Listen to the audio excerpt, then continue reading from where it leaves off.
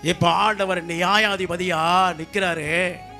என் தோட்டம் கெட்டு போச்சுப்பா, பாலா போய் கிடக்குது, ரசம் இல்ல, நல்ல ரசம் இல்ல. நான் நல்ல ரசத்தை எதிர்பார்த்தேன், அதுவே விஷமா வந்து நிக்குது. 4வது வசனத்தை வாசிங்க.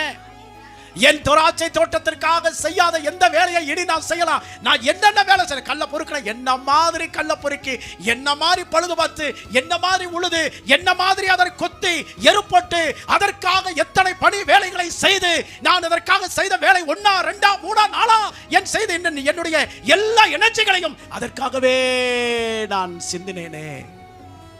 ஆண்டவர் கேட்கிறார், நான் என்ன செய்யல? உங்களை நேசிக்கிறதுக்கு நான் என்னதான் குறை வச்சேன்? என் ஜீவனையே உங்களுக்காக கொடுத்தேனே.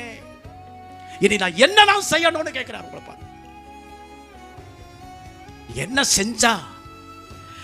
செஞ்ச உங்களை நான் செய்ய சரி பண்ண முடியும்? அது நல்ல பழங்களை, திராட்சை பழங்களை தரும் என்று நான் காத்திருக்கேன். அதுவோ கசப்பான பழங்களை தந்தது என்ன?